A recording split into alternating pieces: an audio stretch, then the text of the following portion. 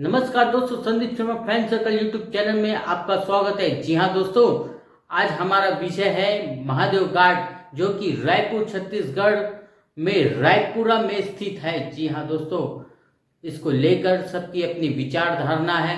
सबने अपने जैसा सुना वैसा उन्होंने बताया, पर अभी भी इस बात का पुख्ता किसी बात का प्रूफ नहीं हो पाया, क्योंकि यह मंदिर है तो अद्भुत चमत्कारी मंदिर है। और ऐसे मंदिर बहुत कम देखने में जाते हैं जिनके तट के पास नदी हो बहती हुई, और वहीं मुक्ति धाम हो, वहाँ काली भी वहीं विराजमान हो। ऐसी जगह बहुत कम देखी जाती हैं। और वहाँ पे जूना अखाड़ा भी के गुरुजी लोग भी रहते हैं, गौ सेवा वगैरह करते हैं और पूजा पाठ करते हैं, और काफ़ी सारे साधु संत वहाँ विराजमान हैं। आओ चलो लोगों की विचारधारा देखते हैं कौन उसने क्या कहा वीडियो के माध्यम से। पर इस बात का भी प्रूफ नहीं हो पाया है कि मूर्ति जमीन से निकली थी, कि भगवान जी हनुमान जी स्वयं उसको कंधे में लेके आए थे, कि 5 पांडव पूजा कर कर उसको स्थापित किए थे, कि क्या हुआ था। ऐसी सबकी अलग अलग विचारधारणा है। और आगे भी हम प्रयास करेंगे आपको सत्य बताने की और सत्य दिखाने की। आगे भी हम और लोगों से जानने की कोशिश करेंगे। तब तक के लिए अभी का वीडियो देखें और जानें कि क्या है हकीकत और क्या है, कौन झूठ बोल रहा है कौन सच। इसे आप भी समझिए और कमेंट बॉक्स में लिखिए कि हकीकत आप क्या जानते हैं इसके बारे में। हमारी सरकार से मैं निवेदन करना चाहूँगा कि छत्तीसगढ़ के विभिन्न पर्यटन स्थल है जहाँ पे हमारे ग्रंथों से जो में जिनका उल्लेख भी है उसके बारे में नक्शा बनाए, जिससे बाहर से आने वाले भी उस नक्शे में दूरी लिखी हो, कितनी दूरी में क्या है, तो वो लोग पूर्ण रूप से उस जगहों के दर्शन कर पाए, घूम पाए और आनंद लाभ उठा पाए। इस तरह की चीज़ें होनी चाहिए। और हर मंदिर के बाहर मंदिर के बारे में संपूर्ण जानकारी एक बोर्ड लगा हुआ होना चाहिए, उसमें लिखा होना चाहिए। ऐसी कुछ व्यवस्था हमारी सरकार करे जिससे सबको जानकारी मिले कि ये मंदिर कब से उत्पन्न हुआ, स्वयंभू है कि स्थापित किया गया है, कि महाशक्तिपीठ है, साधु संतों ने इसे शक्तिपीठ बनाया है अपनी सिद्धि अपनी भक्ति आराधना से। इसकी जानकारी सबको होनी चाहिए। तो चलो वीडियो देखते हैं। देखिए दोस्तों, हम महादेव घाट की ओर आ चुके हैं और आज हम जानेंगे महादेव घाट का संपूर्ण इतिहास जानने की कोशिश करेंगे। और देख सकते हैं काफ़ी दुकानें लगी हुई है चारों तरफ। घाट है, यहाँ बहुत सुंदर नदी है और ये महाकाली का मंदिर है। इसको भी हम देखेंगे आज वीडियो के माध्यम से, संपूर्ण जानकारी हासिल करने की कोशिश करेंगे। तो चलो चलते हैं मंदिर के अंदर। आप देख सकते हैं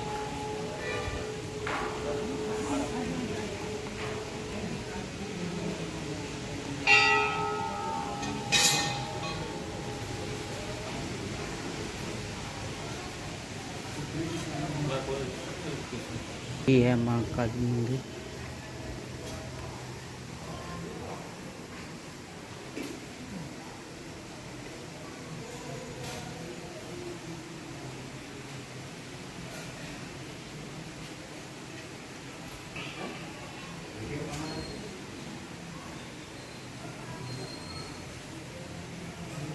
लाल भैरव, काल भैरव और महाकाली दोनों की मूर्ति स्थापित है।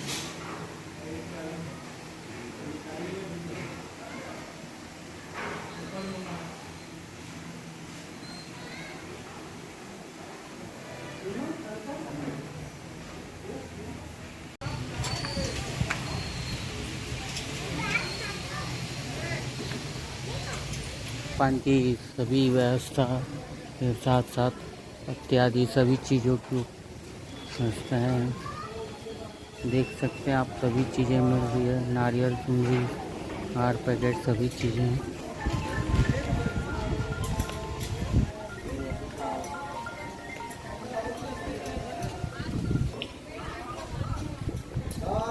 निकल गया है मंदिर से।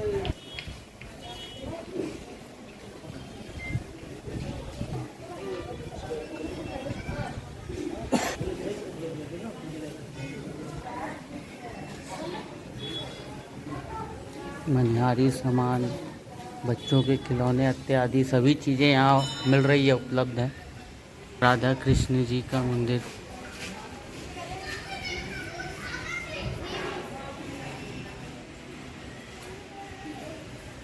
माँ दुर्गा जी का मंदिर है।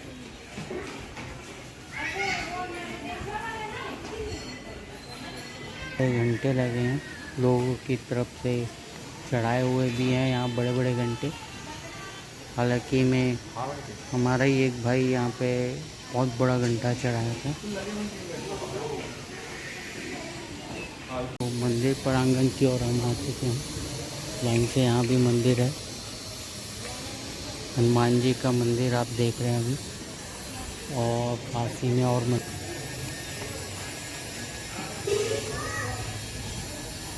अभी पेंटिंग का कार्य चल रहा है, और सामने देखो शिवलिंग विराजमान है और झाड़ पेड़ लगाए गए हैं।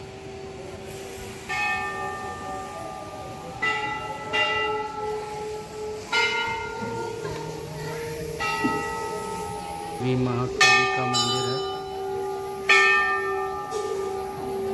काल भैरव, लाल भैरव और माता जी साथ में है। हाथ पैर धोने की व्यवस्था बनी हुई है।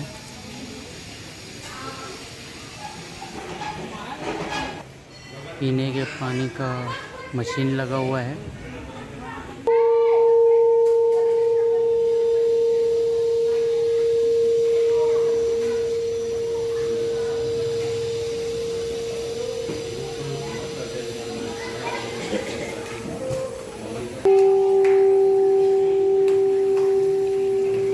यही घंटे की ध्वनि आपको हम सुना, और आगे की ओर जाते हैं। सकते हैं दर्शक दोस्तों, काफ़ी वर्षों से यहाँ अखंड ध्वनि जल रही है।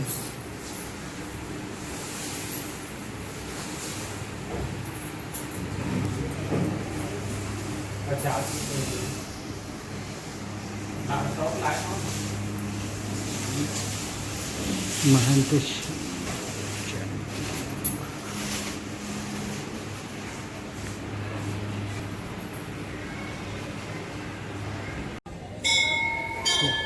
जय भोलेनाथ भक्तों, आज हमारे बीच सुरेश महाराज जी हैं।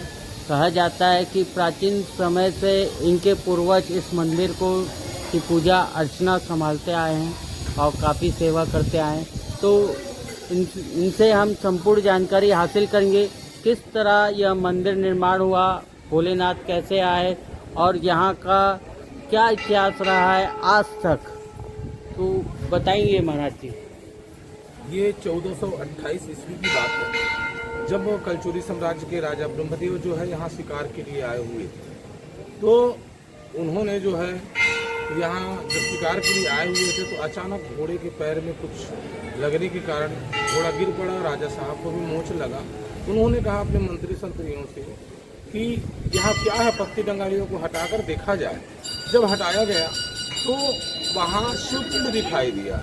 शिवपिंड जब दिखाई दिया तो उन्होंने भगवान शिव जी को कामना किया कि हे प्रभु, मेरे यहाँ कोई पुत्र रत्न नहीं है, अगर आपकी कृपा से मुझे पुत्र रत्न की प्राप्ति हो जाए तो मैं आपके लिए 6 माह की रात्रि में मंदिर का निर्माण करवाऊंगा, तथा पुष्कर में जो मेला होता है कार्तिक पूर्णिमा शिवरात्रि का मेला, वह भी प्रारंभ कराऊंगा। विगत कुछ वर्षों बाद उनके यहाँ पुत्र रत्न की प्राप्ति हुई तो राजा साहब यहाँ आकर ढोल बाजे के साथ में आकर के पूजा अर्चना किए भगवान शिव जी का, और 6 माह की रात्रि में इस मंदिर का निर्माण किया गया। इस मंदिर का जब निर्माण किया गया तो यहाँ इस परिवार में शिवगिरी महाराज जी प्रथम महंत हुए, जिनको यह सौंपा गया कि महाराज इस मंदिर का देख रेख संरक्षण सेवा जो है आपके हाथ में ही होगा। जो कि यह मंदिर संपूर्ण रूप से यह परिवार, आपका परिवार जो है, इसका सेवा करते जीवन व्यतीत करेंगे, इसलिए यह आपकी जवाबदारी है। तो यह 11वां पीढ़ी से, ये 11वां पीढ़ी का महत्व है, 11 पीढ़ी से हम सेवा करते आ रहे हैं। यहाँ पे 1428 ईस्वी से कार्तिक पूर्णिमा और शिवरात्रि का मेला प्रारंभ करवाया गया। तो वो मेला आज तक छत्तीसगढ़ वासी जो है इस यहाँ की संस्कृति सभ्यता के अनुसार जो है इस त्यौहार को बड़े हर्षोल्लास से मनाते हैं। लेकिन क्या है, विगत कुछ वर्षों से जो ऐसा है कि कुछ अभी हमारे संस्कृति, हमारे छत्तीसगढ़ की सभ्यता लोग थोड़ा भूल चुके थे। अब हम चाहते हैं कि लोग फिर जागें और हमारी छत्तीसगढ़ की संस्कृति सभ्यता को समझें और इस मेला में बढ़ चढ़कर भाग लेकर के जो है कार्तिक पूर्णिमा का विशेष मेला का आनंद लें और सुबह स्नान करके दीपदान करने की जो प्रथा होती है, हरिहर का मिलन होता है। इस समय कहा जाता है हरि और हर दोनों ही मिलते हैं, हरिहर दोनों ही मिलते हैं। तो हरिहर का जो भगवान शिव जी जो है आज जो है कार्तिक पूर्णिमा के दिन जो है समाधि में जाते हैं और हरिहर मिलन होता है। एकादशी को भगवान शिव जी पूरे संसार का भार भगवान नारायण जी को देते हैं, इसलिए इसको बड़ा दिवाली के रूप में मानते हैं हमारे छत्तीसगढ़ में। महाराज जी एमे एक आए है कि ये दान पुण्य के पर्व बोले जाते, तो ये विषय में थोड़ा संक्षिप्त बताओ। हाँ, वही बात है कि ये जो है छत्तीसगढ़ का ये जो कार्तिक पूर्णिमा जो मेला है, इसमें हरिहर जैसा जिन भक्तों को जैसा रुचे उस प्रकार से वस्त्र दान आदि करते हैं। कि नदी में दीप दान करो, एक डुबकी से पूरा संपूर्ण पाप का क्षय होता है ये हम कार्तिक पूर्णिमा के स्नान का विशेष महत्व ये है कि इसमें एक डुबकी स्नान करने से ही मात्र जो है समस्त पापों का क्षय करता है। इसलिए इसमें कहा जाता है कि 3 डुबकी 5 डुबकी स्नान करना चाहिए, जिससे समस्त प्रकार के हमारे जन्मों जन्मांतर के पाप का क्षय हो और हरिहर का कृपा मिले। वैकुंठ द्वार में जो है हमारे समस्त पापों का क्षय होकर के वैकुंठ द्वार को प्राप्त हो और शिवलोक को प्राप्त हो। ये महत्व है, ये महत्व डुबकी में। जी, कुछ लोगों से हमने सुना है कि यहाँ पे एक गाय आती थी, गाय चराहा राजा बेचता था, तो वहाँ पे गाय अपने आप थन से दूध बहा देती, तब शिवलिंग उत्पन्न हुआ था। नहीं, ये ऐसा नहीं है। श्रीमद् भागवत के 5वें स्कंद के 24 नंबर अध्याय में 16 नंबर श्लोक पर वर्णित है कि भगवान शिव हाटकेश्वर नाथ के रूप में कैसे प्रचलित हुए। माता सती का जब दक्ष यज्ञ में जब अपने आप को आहुति दे दी, तो भगवान व्याकुल तारूप जो है समस्त ब्रह्मांड में उनकी शव को लेकर के घूम रहे थे। तो नारायण ने अपने सुदर्शन चक्र से भिन्न भिन्न खंडों में किया, वहाँ शक्तिपीठों का जो है स्थापना हुआ। तो फिर भी व्याकुलता उनकी समाप्त नहीं हुई और ब्राह्मणों के क्षेत्र से वह घूमते हुए जंगल की ओर गए, सती सती कहते हुए। तो उनको जो है ब्राह्मणों के तप भंग हो गया, जिसके कारण ब्राह्मणों ने श्राप दिया कि जाओ ऐ अघोरी, तुमने हमारा तप भंग किया है, अतः तुम पाताल लोक चले जाओ। पाताल लोक से नहीं, सूतल लोक चले जाओ, सूतल लोक तुम्हारे लिए उत्तम स्थान होगा। तो उन्होंने यह श्राप दिया, तो भगवान शिव को श्राप कहाँ लगना है, लेकिन उन्होंने स्वीकार करके सूतल लोक में अपने पंचायत गणों के साथ स्थापित हुआ। यह स्वयंभू लिंग है, ये जो स्वयं से पृथ्वी से निकला हुआ, तो यह स्वयंभू लिंग के स्वरूप में मानते हैं। इसको ये कहा जाए हाटकेश्वर नाथ है, यहाँ के बोलचाल की भाषाओं में हटकेश्वर कहती है। अच्छा, तो वो मूर्ति भी आप दिखाएंगे जो जमीन से निकली है? जो ये मंदिर में है, अंदर गर्भगृह में है। यही वो स्थान है जहाँ गर्भगृह में मूर्ति स्थापित है और हम सब जानेंगे, देखते हैं क्या कुछ है यहाँ। मूर्ति यहाँ स्थापित है, वो भी देखेंगे। महाराज जी स्वयं 11वां पीढ़ी से, ठीक। तो महाराज जी हमारे बीच मौजूद हैं और दिखा रहे हैं कौन सी मूर्ति है, क्या है। ये जो प्रतिमा है ये स्वयंभू लिंग है भगवान श्री हाटकेश्वर नाथ जी का, और ये जो है राजा साहब के समय जो कलचुरी साम्राज्य के राजा थे उनके द्वारा स्थापित है। ये जो है 12 अवतार है भगवान विष्णु का और राम जानकी की प्रतिमा है। हरिहर का स्थान है यह। कहा जाता है कि गर्भगृह के अंदर भी नारायण और शिव की प्रतिमा बहुत ही हर जगह दिखाई नहीं देता। हरिहर का मिलन जो कहा जाता है, हरिहर का स्थान है ये। तो हमने संपूर्ण जानकारी प्राप्त की यहाँ हटकेश्वर महादेव के बारे में। अब हम चलते हैं नदी की ओर और नदी का भी इतिहास कुछ जानेंगे। हम आगे चलते हैं, चलो नदी की ओर जा रहे हैं। यहाँ की नदी का भी इतिहास हम जानेंगे और चलते हैं आगे की ओर। राजा ने इनका नामकरण किया खारून नदी। इनका श्रीमद् भागवत के आधार पर कहा जाता है ये हाटकी नामक नदी है।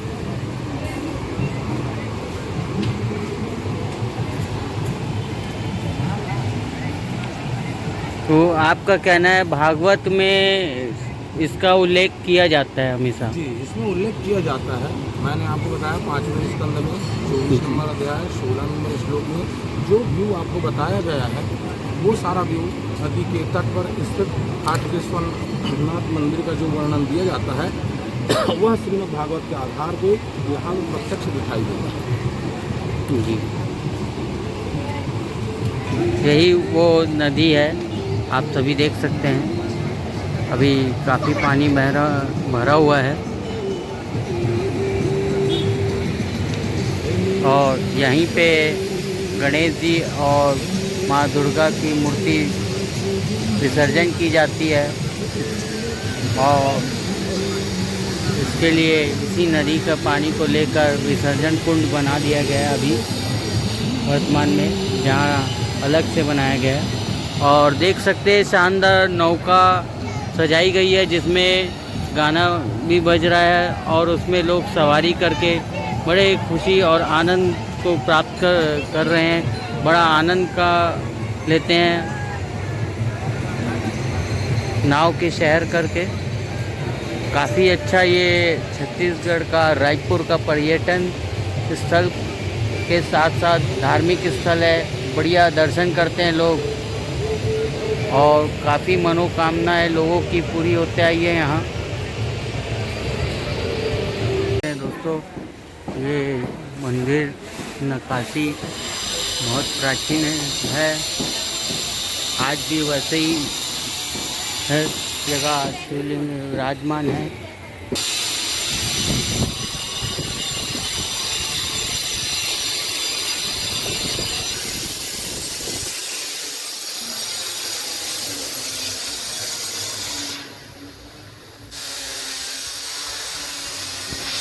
सबसे पहले भगवान गणेश की पूजा होती है और जहाँ भी शिव जी की बात होती है वहाँ गणेश जी अवश्य देख सकते हैं आप। भगवान गणेश जी की अद्भुत प्रतिमा यहाँ विराजमान की गई है। राजराजेश्वर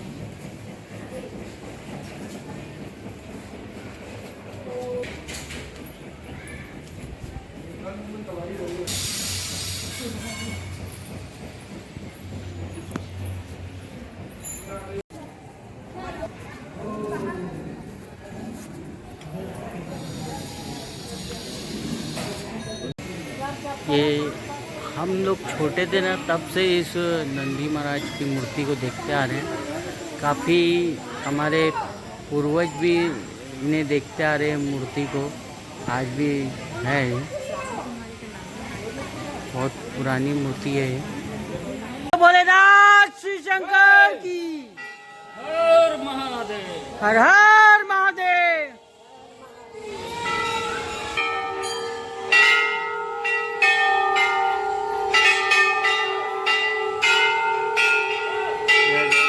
ऐसे ही सदियों से लहरा रही है।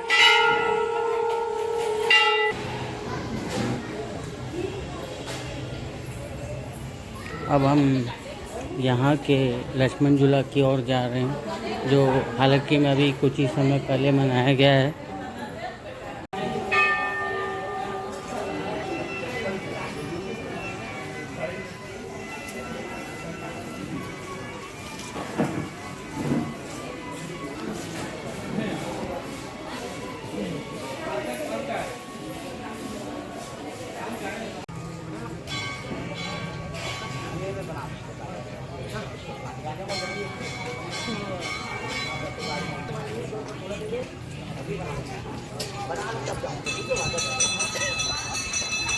तुम्हारा अकेला हूँ मैं, गाड़ी में आ रहे हैं मोर देख लेना, खड़े थे सामने।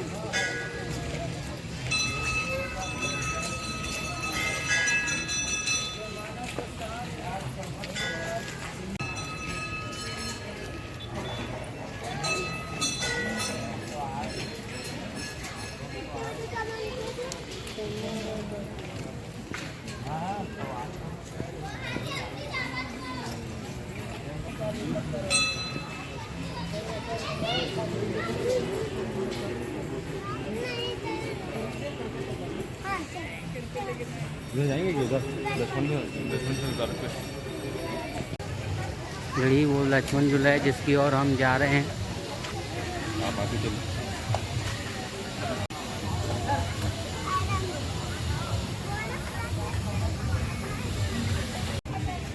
चलो आप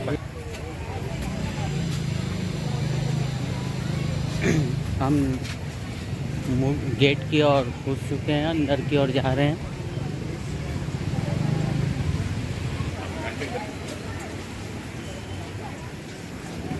नहीं उल्टा नहीं है, उल्टा उल्टा लग रहा है।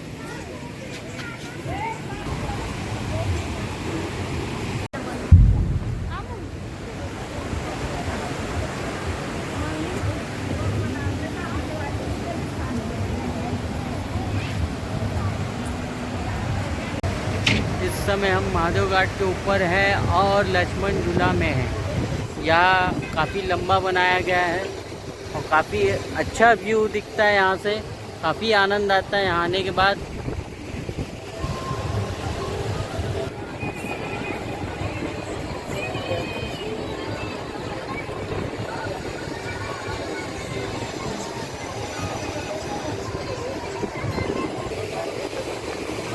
झूला ऊपर नीचे भी होते रहता है, हिलते ही बहुत सा देख सकते हैं।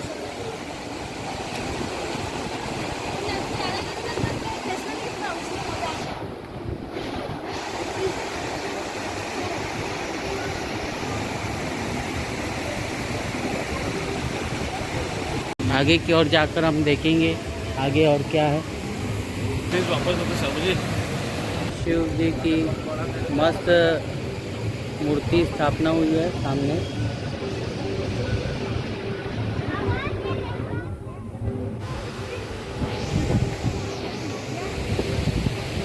काफ़ी लोग वहाँ भी आकर बैठते हैं।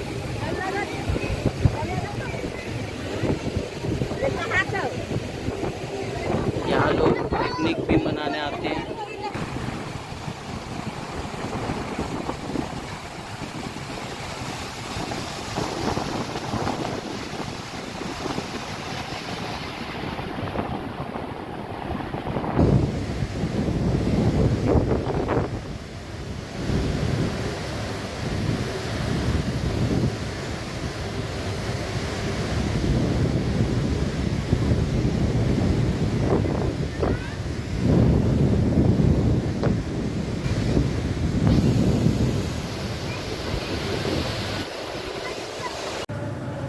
जय भोले, जय शंकर महाराज। मैं द्वारका गुप्ता, भजन गायक, रायपुर छत्तीसगढ़ से हूँ।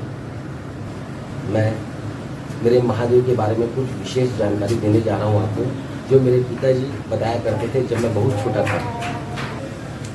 हमारे पिताजी भोले बाबा जी के परम भक्त थे और जब हम छोटे थे हम सब परिवार को वो बैला गाड़ी रिक्शे में लेकर के महादेव घाट ले जाया करते थे और हमें बहुत कुछ जानकारियाँ देते थे महादेव के बारे में। वो बताते थे कि हमारे रायपुर छत्तीसगढ़ में 3 जगह विशेष भोले बाबा जी के स्थान है, जो कि स्वयंभू हैं, स्वयं धरती से निकले हुए हैं। वो जानकारी बताते थे हमको कि एक तो है महादेव घाट में जो कि बहुत ही प्राचीन है, वो स्वयंभू महादेव है, और दूसरे हमारे महादेव है बुढ़ेश्वर महादेव जो बूढ़ापारा में स्थित है और बहुत ही सिद्ध मंदिर है, बहुत ही शक्ति है वहाँ बुढ़ेश्वर महादेव में। और तीसरे महादेव हैं जो कि बहुत प्राचीन है, बहुत कम लोग जानते हैं उनको, वो है अपना सिद्धार्थ चौक में नरहरेश्वर महादेव, वो भी स्वयंभू है। ये तीनों महादेव बहुत ही प्राचीन हैं और स्वयंभू है, मतलब ऐसा हमारे पापा जी बताते थे। अतः आपसे निवेदन है कि आप सभी ये तीनों स्वयंभू महादेव के दर्शन करो, अपने जीवन प्राप्त करो। जो कि आपको बताया मैं पहले है अपने घर पे बुढ़ेश्वर महादेव जो बूढ़ापारा में है, वो सिद्ध महादेव है, और अपने नरहरेश्वर महादेव जो सिद्धार्थ चौक में, वहाँ गई बहुत पावन भूमि महादेव की। और अपने तीसरे हैं हटकेश्वर महादेव जो महादेव घाट में, तो सब जानते हैं, पूरा जयपुर छत्तीसगढ़ जानते हैं हमारे कितने सिद्ध महादेव है और कितने प्राचीन महादेव है। तो ऐसे तीनों महादेवों को कोटि प्रणाम, और आप भी जाइए अपने जीवन को प्रकाश कीजिए और आनंद लीजिए महादेव के दर्शन करके। जय भोलेनाथ, जय शंकर महाराज। मैं विनोद अग्रवाल बॉलबम सेवा समिति का अध्यक्ष। महादेव घाट के संदर्भ में संदीप शर्मा जी ने मेरे को संपर्क किया है, तो जो जानकारी महादेव घाट के संदर्भ में है मैं आपको साझा कर रहा हूँ। मैं सन 1982 से लगातार सावन के महीने में पूरा 1 महीना और प्रत्येक सोमवार को वहाँ दर्शन के लिए जाता था। 1982 के पूर्व जो मेरा बचपन था, जैसा कि संदीप शर्मा जी ने वहाँ के कार्तिक पूर्णिमा मेले के बारे में जानकारी लेनी चाहिए थी, तो वहाँ पर बियाबान जंगल होता था। लाथे नगर चौक से लेकर वहाँ तक की सड़क भी अच्छी नहीं थी, काफ़ी बड़े बड़े बोल्डर हुआ करते थे। रात शाम के 6 बजे के जाने के बाद में उस एरिए में लोगों को डर लगता था, लेकिन शिव जी की प्रतिमा हमारे पिताजी, हमारे बड़े पिताजी, सारे लोग वहाँ के भगत हुआ करते थे। ये जाते थे, हमारे पूर्वज ये भी बताते थे कि खारून नदी जो है शिव जी को स्पर्श करके और फिर उतरती थी, वहाँ तक चलती। और इसका प्रमाण हमारे 1982 के बाद केवल एक बार हमको ये सौभाग्य प्राप्त हुआ था कि एक बार खारून मैया चढ़ी थी, जो अभी वर्तमान में शनि मंदिर तक उनका रूप देखने। धीरे धीरे खारून मैया का विस्तार भी हुआ, काफ़ी फैली हुई थी, काफ़ी बढ़ते चली गई। वहाँ पर घाटों का निर्माण हुआ। पूर्व में जो घाट थे बड़े बड़े पत्थर थे, एक गोल गुम्बद था जहाँ पर बैठ के लोग चर्चाएँ करते थे, आनंद लेते थे। कल कल बहती हुई नदियों का पूरा आनंद लिया जाता था। पुन्नी मेले का इतिहास, चारों तरफ बियाबान जंगल होने से पहले यहाँ पर मिठाइयों की दुकानें, मनिहारी की दुकानें और सबसे प्रमुख जो होता था वो गन्ना रस यानी गन्ने की दुकानें खूब लगती थी। बैलागाड़ी में आदमी रात की निकलता था, किसी के यहाँ 2 बजे, हम भी बच्चे थे तो 2 बजे 3 बजे के आसपास रात की बैलागाड़ी में बैठते थे। इस पुन्नी मेला में जाने का बालपन में हमारे यहाँ बड़ी उत्सुकता होती थी कि हमें पुन्नी मेला जाना है। 2 दिन 3 दिन का पुन्नी मेला भरता था, खूब आनंद आता था। वहाँ झूले वगैरह हुआ करते थे, कड़कड़ाती ठंड रहती थी। कार्तिक पुन्नी का स्नान करना, शिव जी का दर्शन करना, काफ़ी भीड़ हुआ करती थी और काफ़ी मनोरंजन के साधन वहाँ पर थे। शहरों का बढ़ाव होता चला गया तो पुन्नी मेला अब जो है थोड़ा सा सीमित अवस्था में आ गया, नहीं तो पहले पूरा चारों तरफ खुला हुआ था, तो नदी के उस पार भी भरता था, इस पार भी भरता है। अब जगह की वो जगह जो है सीमित हो गई। पुन्नी मेला आज भी भरता है और शिव जी की कृपा है। और 1982 से मेरे पिताजी और मैं कर रहा हूँ, अभी मेरा बच्चा भी करता है, मेरा पोता भी उस मंदिर में जाता है। काफ़ी आनंद है और वहाँ का दर्शन लाभ जो है अपने आप में क्या लगा, अद्भुत है जी। और कहा जा रहा है इनके बारे में ये बोला जाता है कि ये हटकेश्वर है, यदि आप इनसे जिद करोगे तो ये आपकी कामना पूर्ण करेंगे।